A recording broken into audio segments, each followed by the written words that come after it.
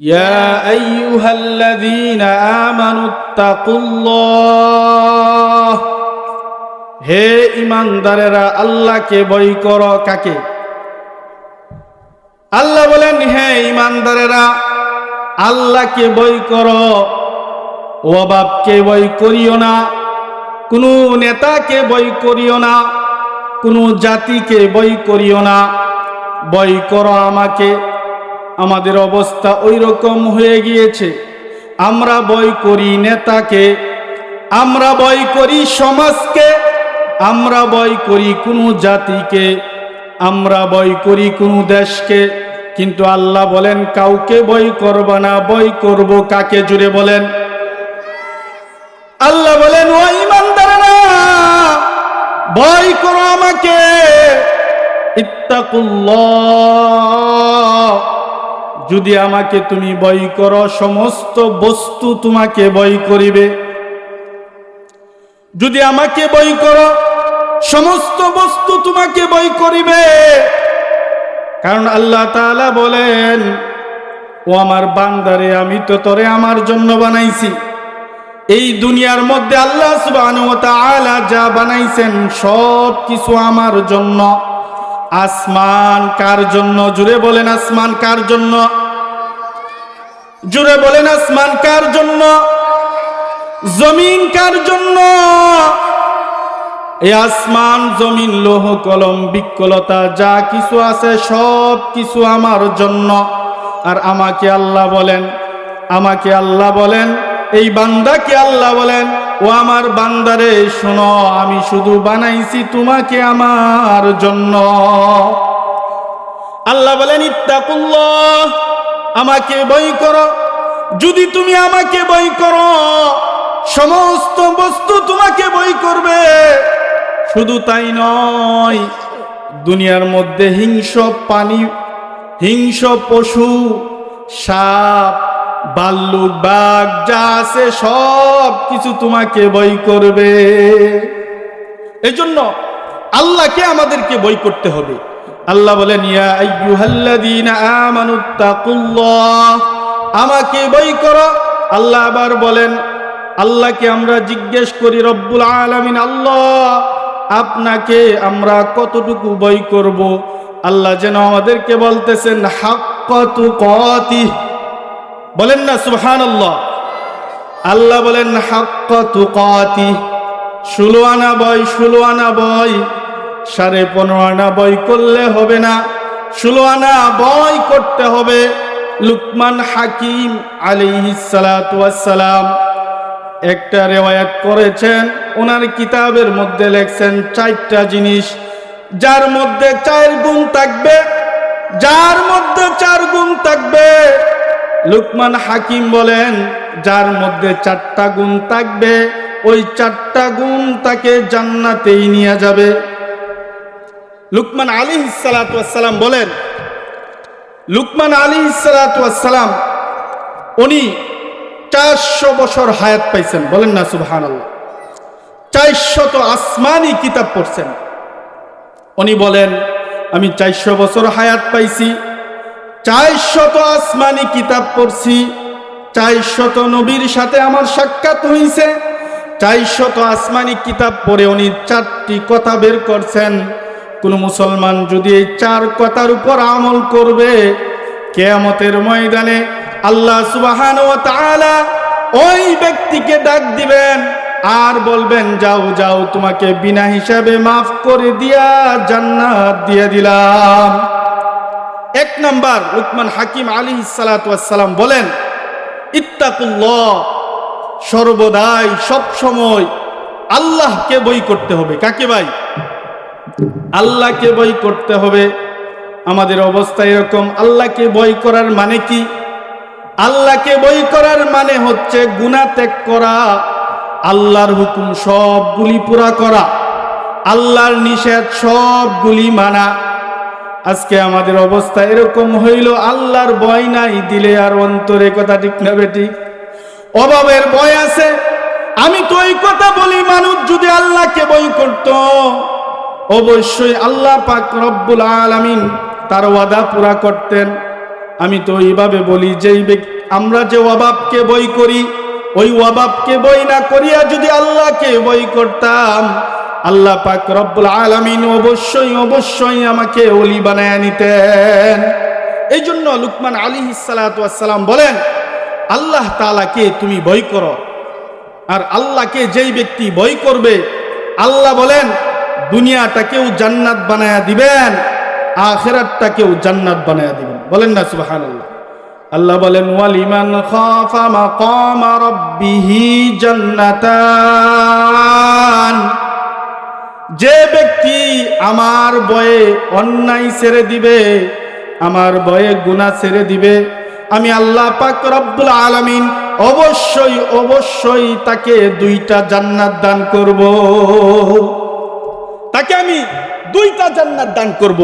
একটা হচ্ছে দুনিয়ার মধ্যেই তাকে আমি ইবাদতের মধ্যে স্বাদ দান করব, ইবাদতের মধ্যে লজ্জাত দান করব, নামাজের মধ্যে স্বাদ দান করব, জিকিরের মধ্যে স্বাদ দান করব, দুয়ার মধ্যে লজ্জাত দান করব, দুয়ার তৌফিক তাকে দিব, সেজদার তৌফিক আমি তাকে দিব, সেজদার তৌফিক আমি আল্লাহ পাক রব্বুল আলামিন তাকে দিব। এই জন্য মুফাসসিরিনে কেরাম লেখেন, যে ব্যক্তি আল্লাহকে ভয় করে সমস্ত গুনাহ হতে সে হেফাজত করে, সমস্ত গুনাহ ত্যাগ করে। আজকে আমাদের অবস্থা এরকম হয়েছে, আমরা গুনাহ ছাড়তে পারতেছি না। গুনাহ, ডান দিকে তাকাইলে গুনাহ, বাম দিকে তাকাইলে গুনাহ, সামনে গুনাহ, পিছনে গুনাহ। হাদিসের মধ্যে আসছে, দুনিয়ার মধ্যে যাররা পরিমাণ অন্যায় কেউ যদি আল্লাহর জন্য ত্যাগ করে, আল্লাহ পাক রব্বুল আলামিন এই দুনিয়ার মধ্যে সমস্ত ওলিরা মিলে যে নেক আমল করে, এই সামান্য পরিমাণ গুনাহ ত্যাগ করার কারণে আল্লাহ সুবহানাহু ওয়া তাআলা এর বেশি নফল নেক তার আমলনামার মধ্যে দান করে। আরেকটা জান্নাত আল্লাহ তাআলা মৃত্যুর পরে ওই ব্যক্তিকে দান করবে। শুধু তাই নয়, যে ব্যক্তি আল্লাহকে ভয় করে, আল্লাহ সুবহানাহু ওয়া তাআলা তার সমস্ত হাজতকে আল্লাহ তাআলা পুরা করে দেন। কিন্তু আজকে আমাদের অবস্থা হয়েছে, আল্লাহকে আমরা ভয় করতেছি না, অভাবকে আমরা যে ভয় করি, এই ভয়টাও যদি আল্লাহকে করতাম, আল্লাহর কসম ওই ব্যক্তিকে আল্লাহ পাক রব্বুল আলামিন আল্লাহর বন্ধু বানায় দিত, আল্লাহর বন্ধু বানায় নিতে। এই দুনিয়া টাকার জায়গা না, দুনিয়া আমাকে ত্যাগ করতে হবে, দুনিয়ার পিছনে পড়লে হবে না, আল্লাহর পিছনে পড়তে হবে, আল্লাহর দিকে ধরতে হবে। আমি বলি সব না রব, সব চাই না কি চাই? জুড়ে বলেন সব চাই না কি চাই? জুড়ে বলেন সব চাই না কি চাই?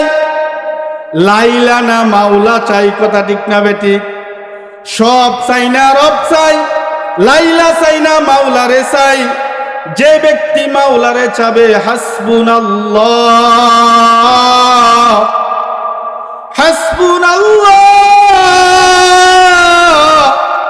যে ব্যক্তি মাওলারে চায়, আল্লাহ বলে আমি তার জন্য যথেষ্ট হয়ে যাই। যে ব্যক্তি মাওলারে চানা, আল্লাহ তার জন্য যথেষ্ট হয় না।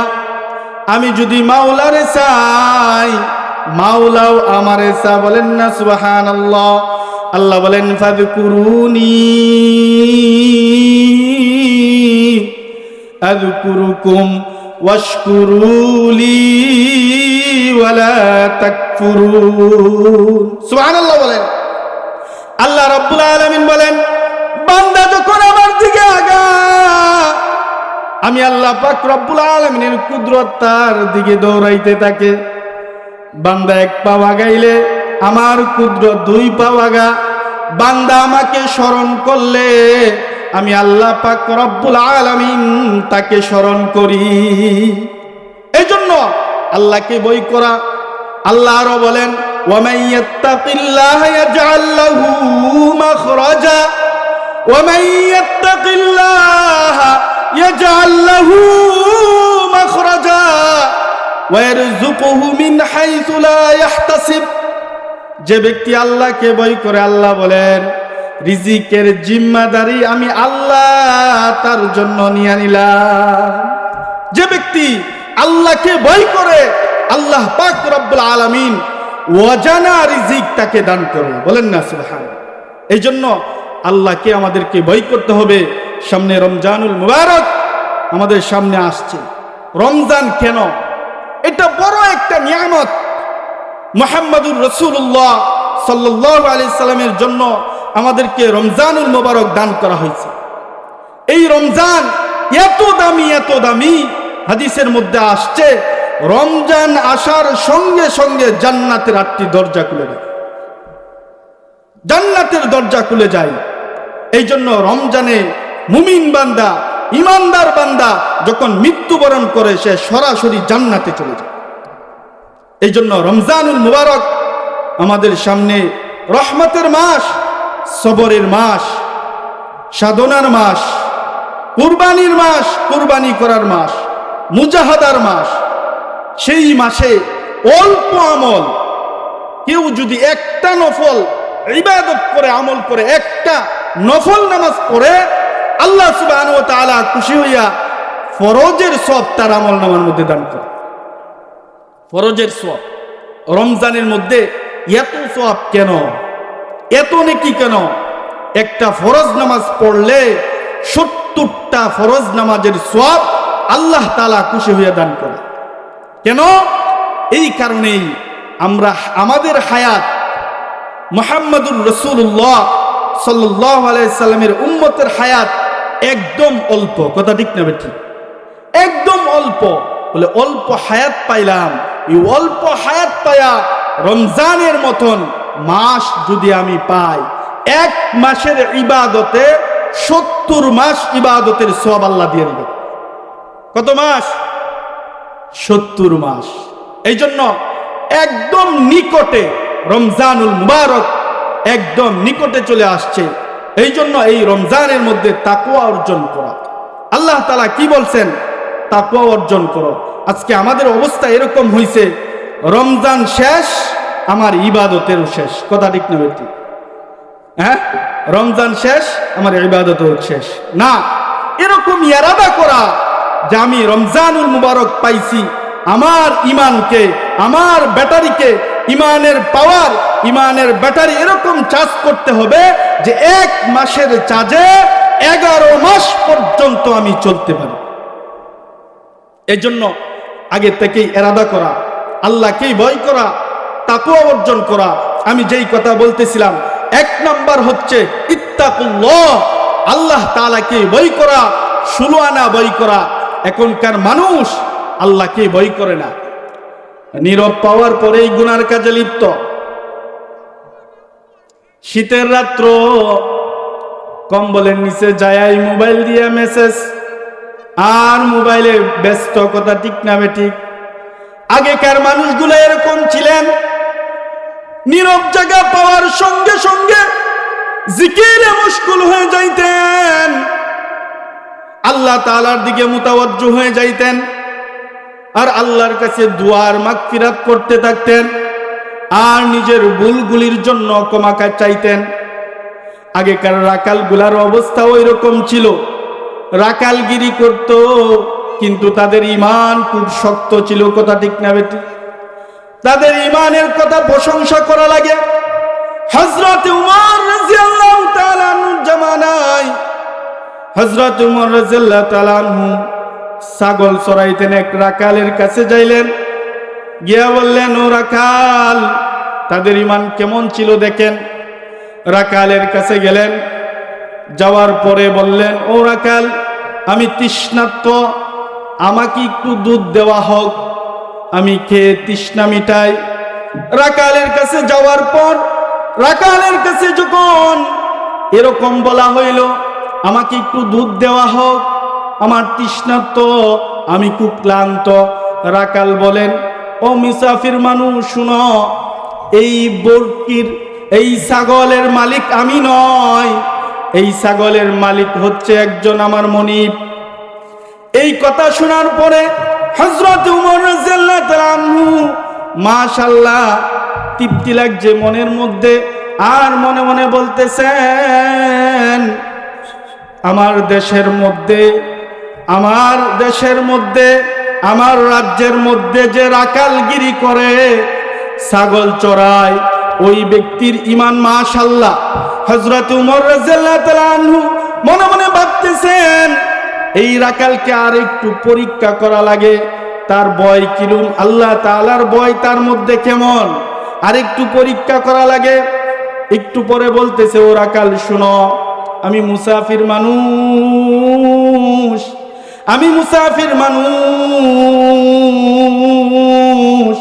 আমার খুব তৃষ্ণা আসছে, তুমি আমার কাছে একটা বকরি বিক্রি করে দাও, একটা ছাগল বিক্রি করে দাও, এর বিনিময়ে তুমি কিছু টাকা পাইবা, আর আমিও জবাই করিয়া বকরি খাইতে পারবো। রাকাল এই কথা শোনার সঙ্গে সঙ্গে বলতেছে, হাদা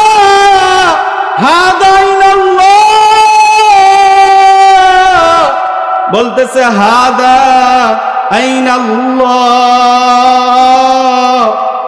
ও মিয়া, আপনি কে? দুনিয়ার কেউ দেখে না, দেখেন কে? জুড়ে বলেন দেখেন কে? আরো জুড়ে বলেন দেখেন কে? তারা ওইভাবে রাকাল পর্যন্ত সংসদ থেকে বকরি চড়ায় একটা রাকাল, সে পর্যন্ত আল্লাহকে ভয় করতেন, আর কাউকে না। এই জন্য আল্লাহ বলেন যে আমাকে ভয় করবে, আমি তার জন্য যথেষ্ট হয়ে যাব। আমরা অভাবে পড়ে চাইবো কার কাছে? আল্লাহ তাআলার কাছে চাইবো। কোন এক কবি বলেন, হার গাড়িয়ে নেকুতু তু ইয়ার হে, জু না মাঙ্গে উসসে তু বেজার হে। দুনিয়ার মানুষের কাছে বারবার চাওয়ার পরে মানুষ নারাজ, কিন্তু আল্লাহ সুবহানাহু ওয়া তাআলার কাছে যে যত বেশি চাইবে, আল্লাহ তাআলার কাছে সে তত প্রিয় হয়ে যাবে। এই জন্য আমরা কার কাছে চাইবো? লুকমান হাকিম আলাইহিস সালাতু ওয়াস সালাম বলেন, ইত্তাকুল্লাহ, আল্লাহকে ভয় করা। দ্বিতীয় নাম্বার বলেন, মৃত্যুকে ভয় করা।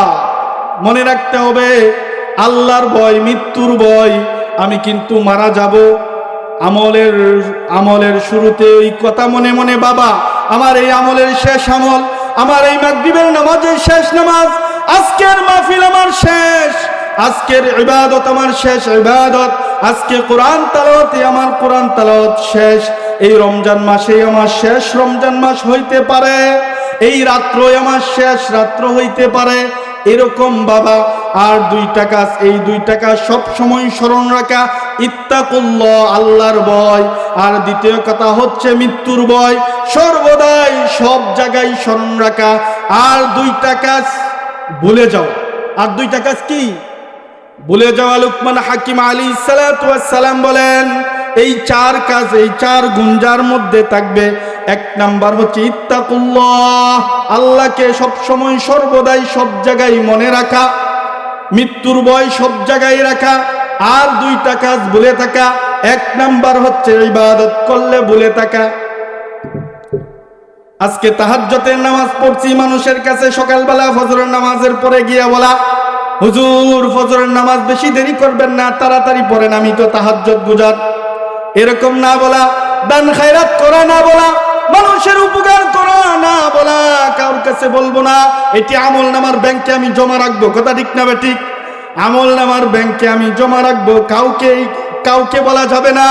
এইটা বুঝলে থাকা, আমল করার পর আমলের একটা গর্ব আসে, একটা অহংকার আসে, একটা রিয়া আসে, কোন সময় প্রকাশ করা যায় শয়তান আমার পিছনে, এগুলি বলা যাবে না। এইগুলি আমল নামার ব্যাংকে জমা রাখা। আর যেই চতুর্থ নাম্বার কাজটা আমি করব, সেটা হচ্ছে কারোর উপকার করলে কারোর কাছে জীবনে কোনোদিন না বলা। 4 নাম্বার কাজটা হচ্ছে ধৈর্য ধারণ করা। কি করা?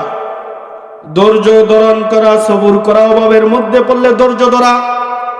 বিশাল অভাবের মধ্যে আপনি পড়ছেন, ওই সময় ধৈর্য ধারণ করা, আল্লাহ তাআলার কাছে চাইতে থাকা, বলতে থাকা, আল্লাহ আমাকে মাফ করে দাও, আমার ভুলের কারণেই হয়তো আমার এই অপরাধ, আমার ভুলের কারণেই হয়তো আমি এই অভাবের মধ্যে আছি। ওই রকম ধৈর্য ধারণ করা। 4টা কথা আজকে বাড়িতে নিয়ে যাইবেন। 1 নাম্বার ইত্তাকুল্লাহ, দ্বিতীয় নাম্বার মৃত্যুর ভয়, এক নাম্বার আল্লাহর ভয়, দ্বিতীয় নাম্বার মৃত্যুর ভয়, আর দুইটা কাজ ভুলে থাকা। এক নাম্বার হচ্ছে আমল করার পরে ভুলে থাকা, আমল করার পরে ভুলে থাকা, কারোর কাছে না বলা। আর চতুর্থ নাম্বার যেই কাজটা সেটা হচ্ছে সবুর করা, সব বিষয় ধৈর্য ধরা। আল্লাহ রাসূল সাল্লাল্লাহু আলাইহি সাল্লামের কাছে একজন সাহাবী গেলেন, গিয়া বলেন, ইয়া রাসূলুল্লাহ, ইয়া হাবিবাল্লাহ, আমাকে এমন একটা আমলের কথা বলেন যেই আমলটা দিয়ে আমি জান্নাতে যেতে পারি। সুবহানাল্লাহ। নবীজি সংক্ষিপ্ত আকারে বলে দিলেন, সব কাজে ধৈর্য ধরো, সবুর করো এবং আল্লাহর কাছে সাহায্য চাইতে থাকো। ওই চারটা বিষয় কেউ যদি আমল করে, আল্লাহ তাআলা কিয়ামতের ময়দানে বলবেন, ইয়া আইয়াতুহান নাফসুল মুতমাইন্নাহ, ইয়া